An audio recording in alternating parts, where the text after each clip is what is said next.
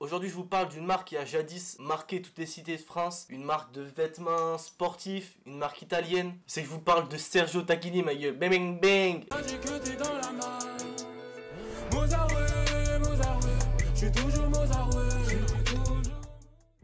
Donc les gars, Sergio Tacchini c'est quoi? Outre le fait que c'est une marque, et bien en fait c'est une personne, c'est un mec, c'est un que mais il est là, tu vois, genre. Et ce mec c'est pas n'importe qui, tu vois, c'est un grand champion. Et il jouait la Coupe Davis pour l'équipe italienne entre 1959 et 1966. Quand tu vieillis, t'atteins l'âge, gros, t'arrives plus à toucher la balle, gros, t'es là, t'es en train de se matcher, tu t'arraches l'épaule, tu vois. Donc ouais, en 1966 il a créé une marque, genre il en avait marre, il a voulu faire une reconversion, il a fait ça dans les sapes. Donc au début il crée sa petite entreprise pendant 4 ans, tu vois, avec un logo pété, des sapes pétés et tout. Mais l'histoire commence réellement en 1970. Il commence à produire des habits pour ses potes, ses anciens joueurs qui sont toujours dans le milieu du tennis, en train de faire des tournois, des compétitions, etc. Porte les sapes en compétition, en match, en tout ce que tu veux. Et en fait, la différence entre avant 1970 et après 1970, c'est que les joueurs de tennis devaient jouer en blanc, entièrement en blanc. Et après 1970, grâce à Sergio Tacchini, première couleur. Donc on a des polos avec des bandes de couleurs. Au début c'était vert, bleu, etc. Et après c'est parti en couille, multicolore et tout, tu vois, c'est n'importe quoi. Pas quoi là qui fait des collabs avec Off-White, bref, un délire.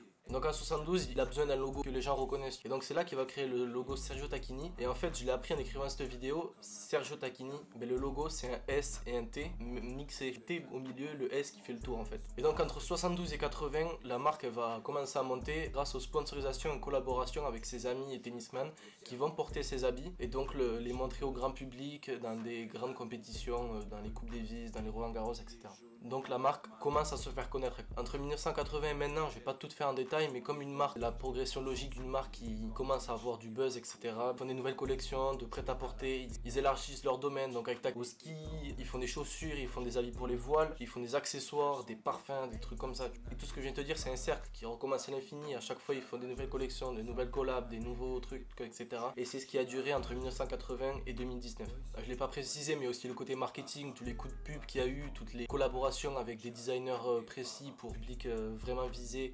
Il y a eu tout ça aussi qui rentre dans ce cercle et qui font que le marketing existe et que ce mot marketing a un sens.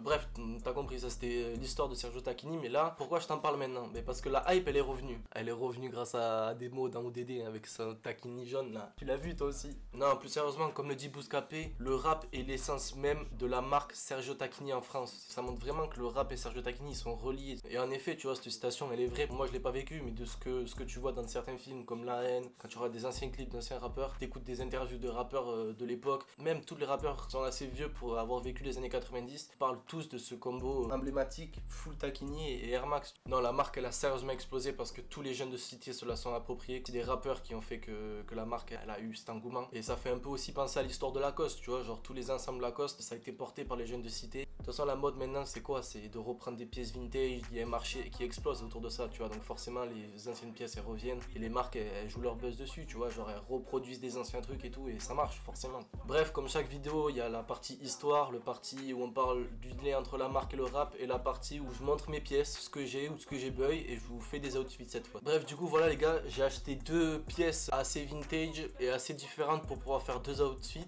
et moi j'avais déjà une pièce chez moi, c'est un jogging, je vous montre. Là on peut bien voir le Tacchini juste là, orange tu vois, et qui taille pile au-dessus de la cheville. C'est parfait pour faire des bons combos avec des grosses dachos. On passe à l'unboxing des deux petits colis que j'ai eu sur Vintage. J'en ai eu pour 25 balles les deux. Je vais essayer de pas le détruire, qu'il est plutôt lourd.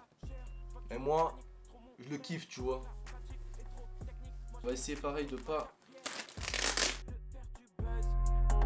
Faut que ça dure, faut que ça rapporte de la thune. Passe les rapports en haut, perds la bande dans le sud. Toi t'es tout pété au stud, bitch.